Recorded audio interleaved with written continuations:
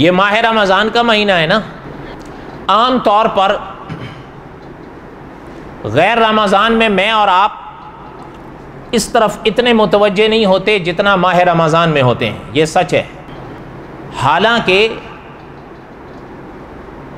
مسئلہ یہ ہے کہ اللہ وہی ہے جو غیر رمضان میں ہو جو رمضان میں ہو، اللہ تعالیٰ نہیں بدلتے، اللہ وہی ہیں، دین اسلام بھی وہی ہے، سرور کونین صلی اللہ علیہ وسلم اور سرور کونین صلی اللہ علیہ وسلم کے فرامین بھی وہی ہیں۔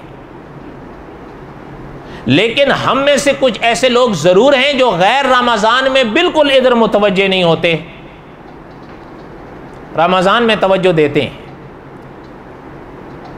ہم یہ کہتے ہیں کہ ماہ رمضان میں توجہ دیتے ہو، بڑی اچھی بات ہے، غیر رمضان میں بھی دو، لیکن اس کے باوجود بھی کچھ حضرات نہیں ہلتے، اور کچھ ایسے ہیں کہ ان کے نزدیک ماہ رمضان یا غیر رمضان برابر ہیں، ان کے ہاں ان کو پتہ ہی نہیں چلتا میرے حال میں کہ رمضان آیا کب اور گزر کب گیا، ان کے ہاں کوئی بھی تبدیلی نہیں ہوتی۔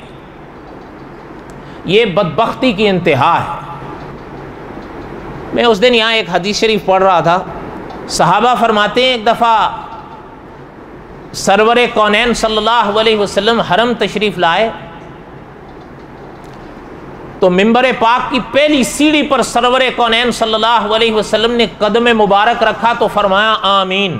صحابہ کو بس صرف سنائی دیا آمین۔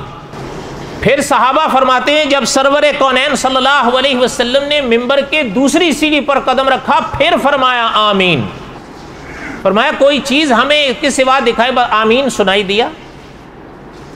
تیسری سیڑھی پر سرور کونین صلی اللہ علیہ وسلم نے قدم رکھا تو پھر فرمایا آمین۔ اس کے بعد معمول کے مطابق آپ صلی اللہ علیہ وسلم نے ان منزلوں کو طے کیا۔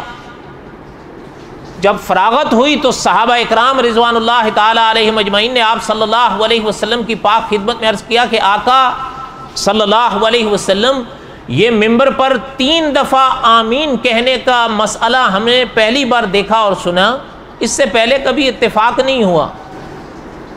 تو محدثین رحمہم اللہ لکھتے ہیں کہ سرور کونین صلی اللہ علیہ وسلم نے فرمایا جب ہم نے منبر کی پہلی سیڑھی پر قدم رکھا تو حضرت جبرائیل امین علیہ السلام تشریف لائے۔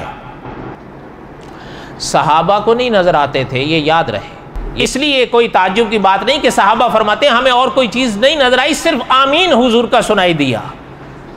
تو حضور بتا رہے ہیں نا کہ جبریل امین علیہ السلام تشریف لائے تو فرمایا ہم نے جب پہلے ممبر پر قدم رکھا، ممبر کی پہلی سیڑھی پر، فرمایا جبریل امین علیہ السلام نے یہ فرمایا کہ اللہ یہ فرماتے ہیں، فرمایا کہ اگر آپ کا وہ امتی جس نے اپنی زندگی میں ماہ رمضان پایا لیکن پھر بھی بخشش حاصل نہ کر سکا تو اس پر